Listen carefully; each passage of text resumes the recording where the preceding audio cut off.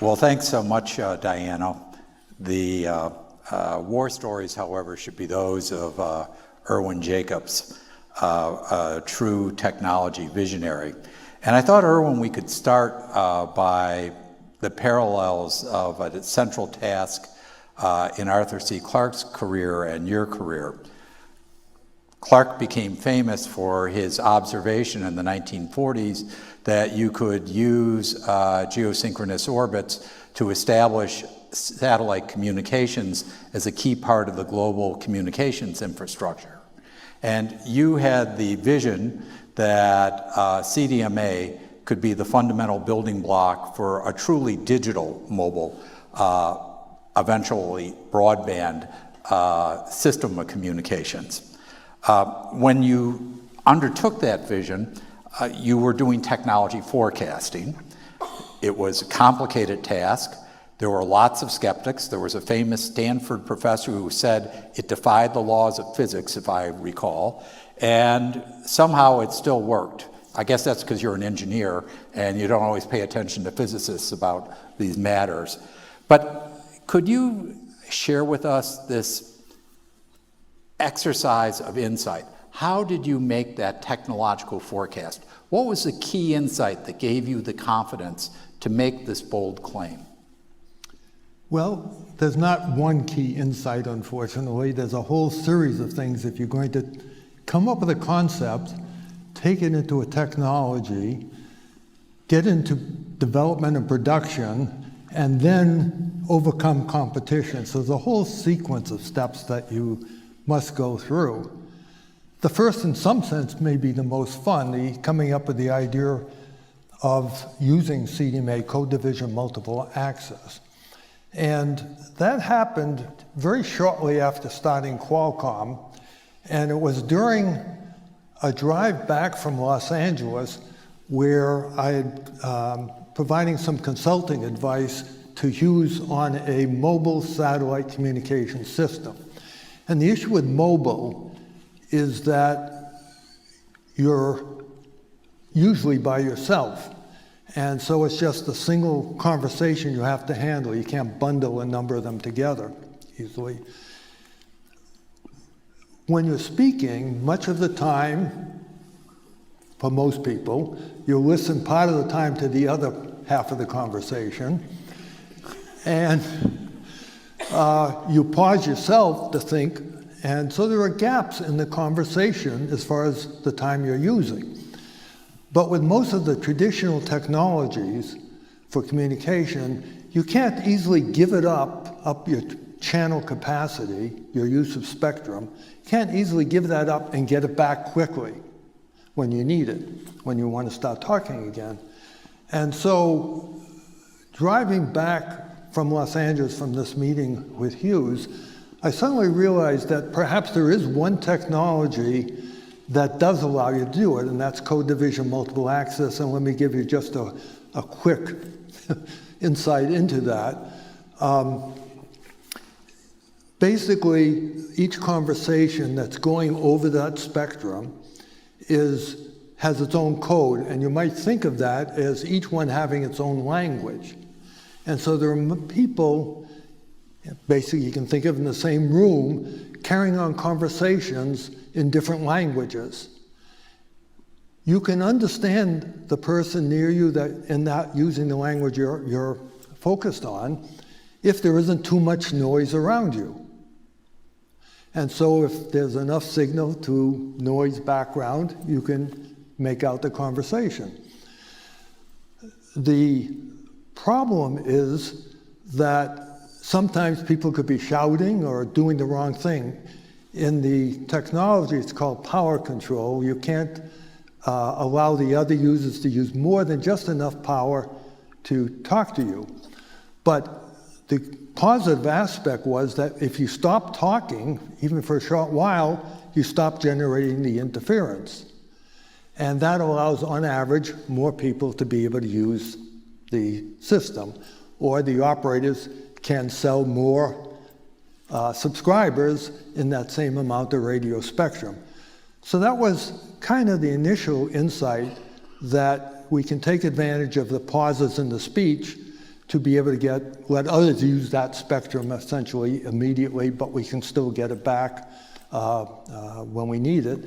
If we can control, for example, the amount of power that these other users are using. They're not shouting in your ear, or in the case of mobile transportation, you are driving in a car, say, you come out from behind a building that's between you and a cell site, suddenly it's shouting at you. You have to adjust things very, very quickly so you don't shout back at them. And so there's a number of issues. What had happened is that there are laboratories, developers around the world that had looked at the use of CDMA before us and couldn't solve that power control problem. They couldn't solve a couple of other problems and had given up. And so we came up with the idea that, yes, I think there are good ways of solving the problems. That was the first technical issue.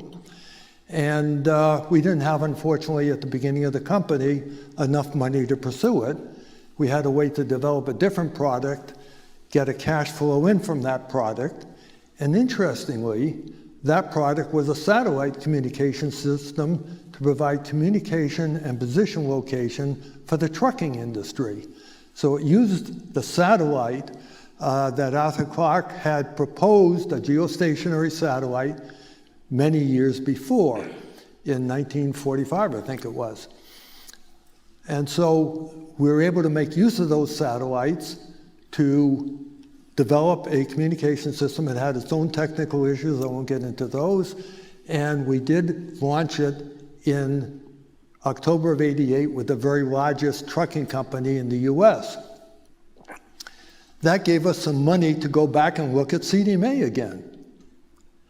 And one needed to do some computer simulations to kind of think through a few of the other issues with cellular and make sure you hadn't missed something and that it had advantages.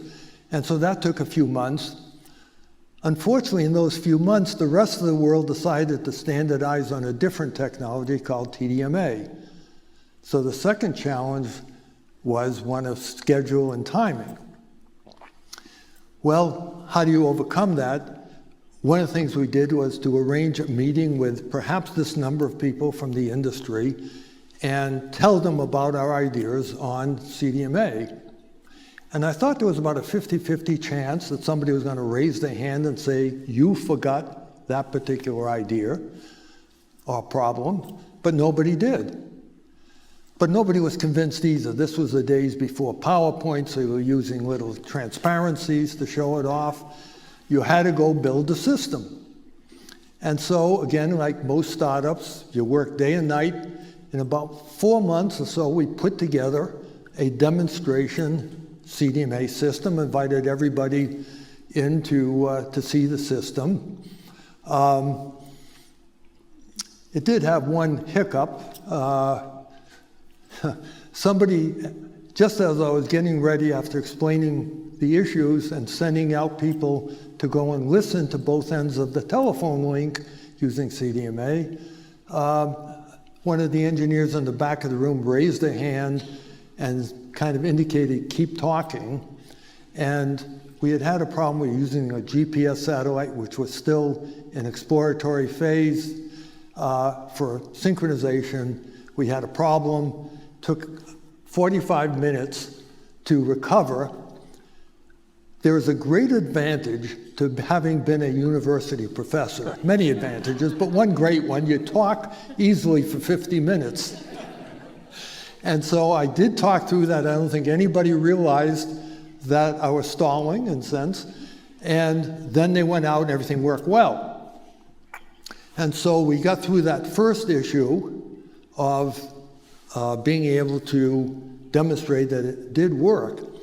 But the question then is, first of all, does it have the right level of capacity? And secondly, can you build a demonstration, a real commercial system?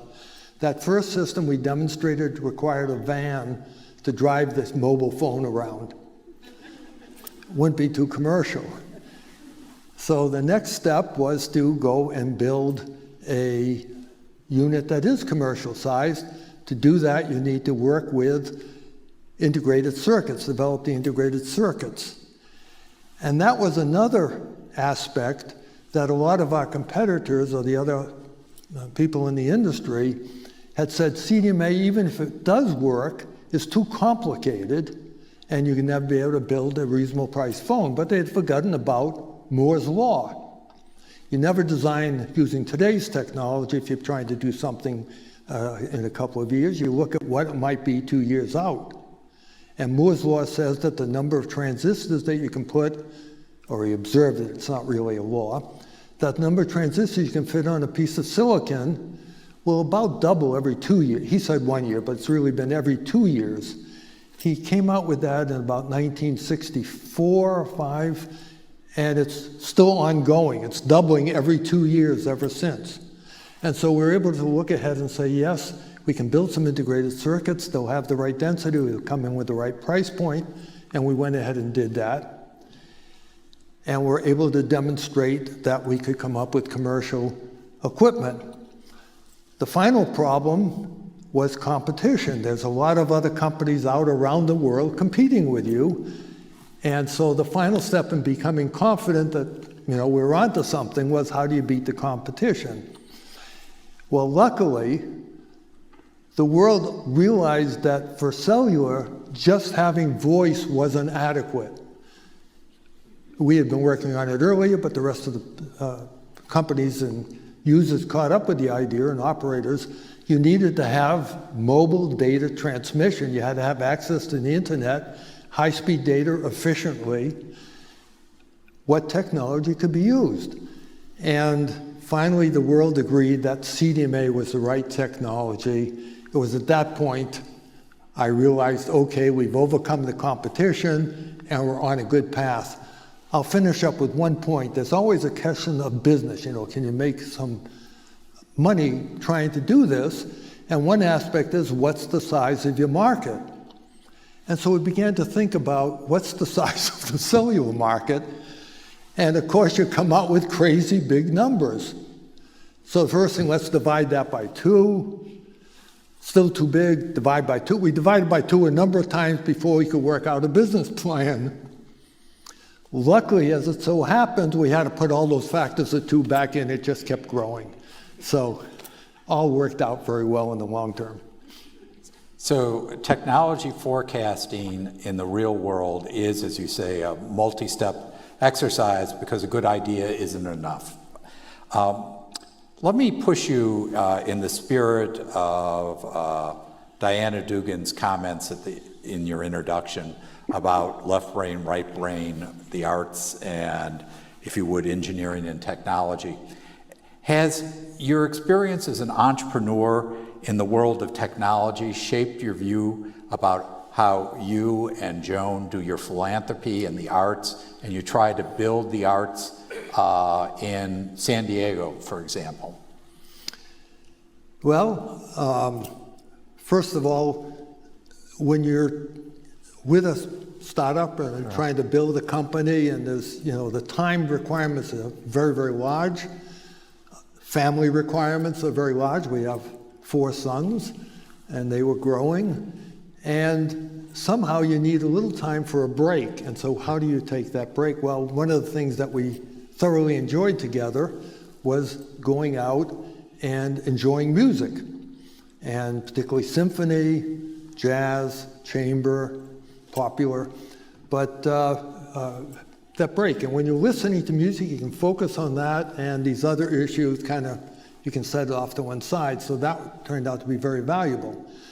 When we were marketing CDMA, cell systems, you don't do it in one location, it's everywhere in the world. And so we had to be going out throughout the world, traveling, and luckily Joan was able to travel with me a good part of that time. What do you do when you have a break between business? If there's music, if there's theater, you go. Or we also enjoyed going out and looking at art. And so it was something we developed that was associated with the technology and the time, but it was partly a way to break from the time pressures.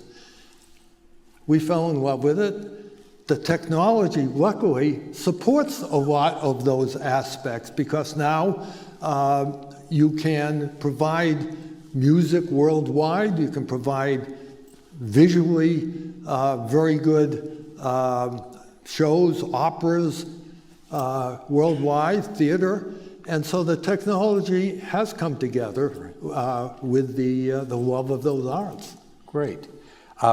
I want to allow time for the audience to ask a couple of questions, but I want to close with another part of this issue of how do you envision the possibilities of technological change translating into transforming our lives in society. After you left Qualcomm, you became the chair of the board of the Salk Institute, one of the most famous biomedical research institutes in the world. And you were exposed to the cutting edge at a moment when we're really seeing a revolution in biological science and its application. So with the experience that you've gone through with applied technological forecasting and implementation, did you have any particular insights that came to you from that exposure at Salk? Yeah, I spent 10 years as chair of Salk, and I remain on the board. And it's absolutely fascinating. First of all, the reason for even taking that on was that I had been involved with communication theory, information theory all my life, and had not really had time to try to catch up with biology. So I spent 10 years doing that. I've fallen further behind because biology, the whole science is just moving too quickly, but at least you're able to learn some aspects of it. And so, yes, there's so many exciting things happening these days. If you begin to say, I think we're very familiar with what's been going on with cancer, et cetera, various treatments. Neuroscience is beginning to make progress, et cetera. There's some interesting things also.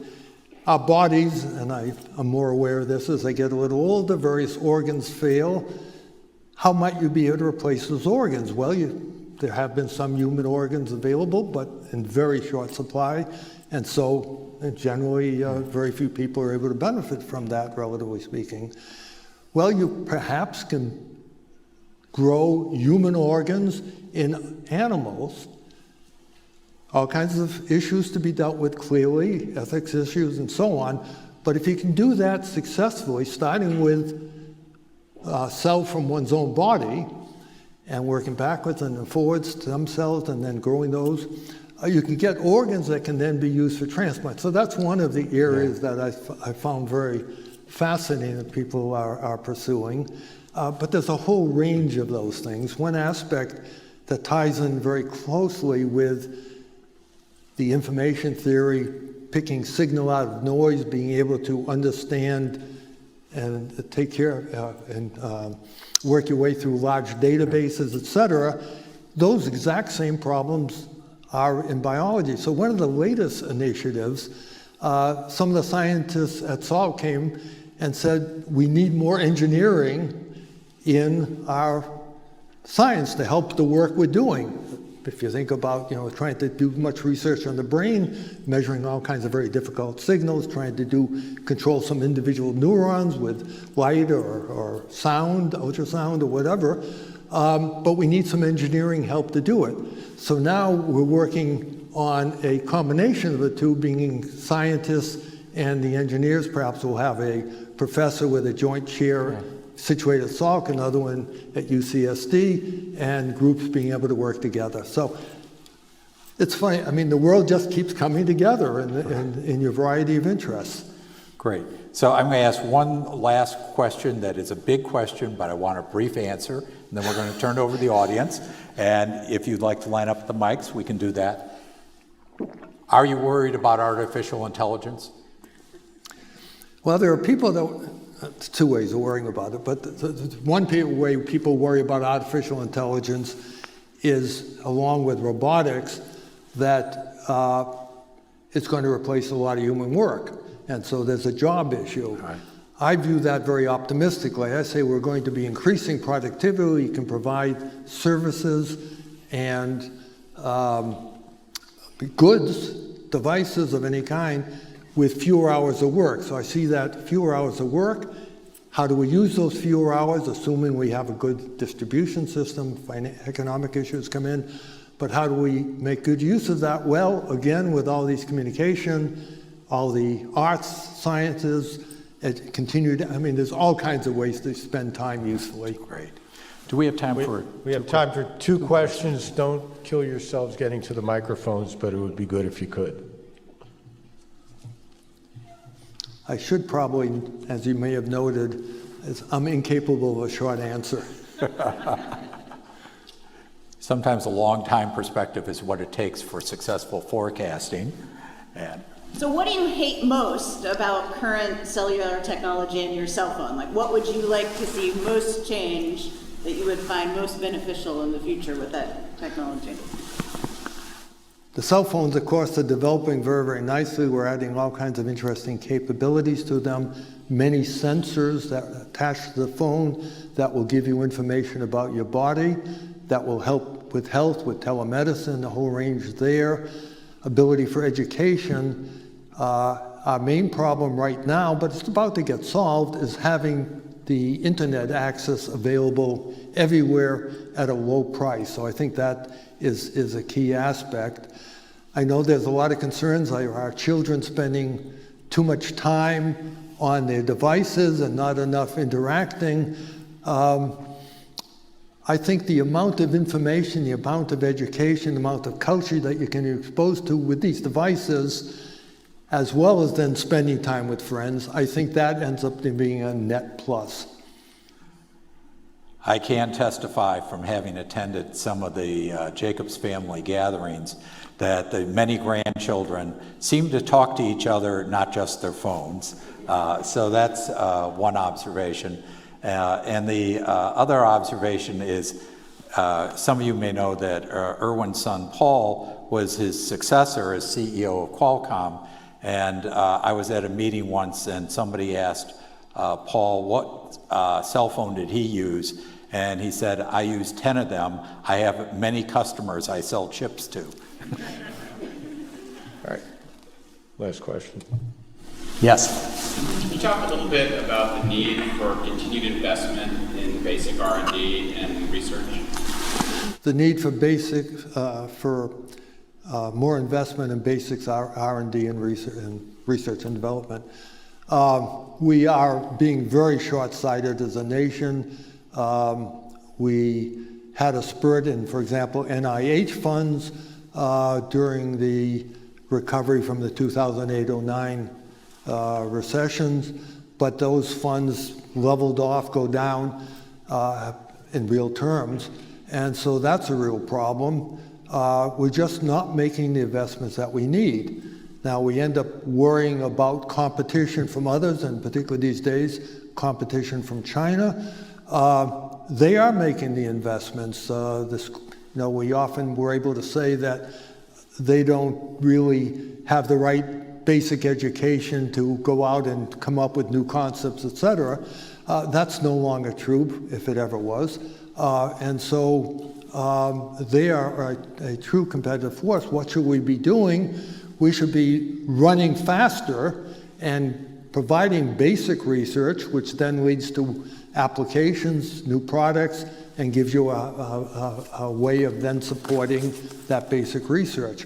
But right now we're terribly underfunding it. We're underfunding education in K-12 clearly. We have some excellent universities, but K-12 is underfunded.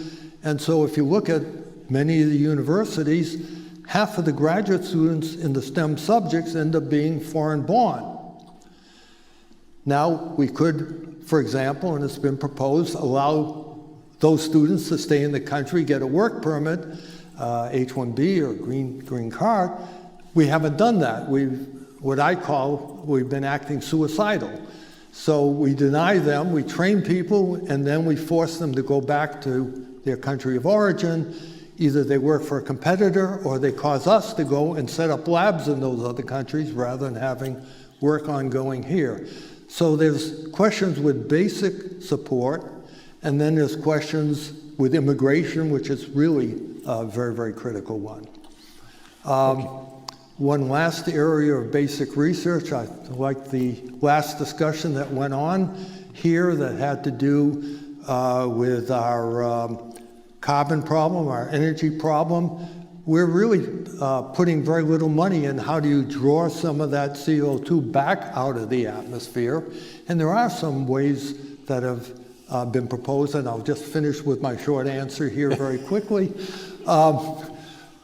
For example, you can engineer plants so that for a given amount of space they occupy, they're absorbing more CO2 than normal. How do you do that? Again, by adjusting the genes in those plants. And you can adjust the roots, perhaps, to store that CO2 for a long time rather than disintegrating and allowing it to come back out again. And so that's one direction of research one could certainly carry forward. And there are many others. So the basic research really can help us with our climate issues if we really begin to provide some support. Well, with that, Irwin, thanks very much for allowing us to share your insights.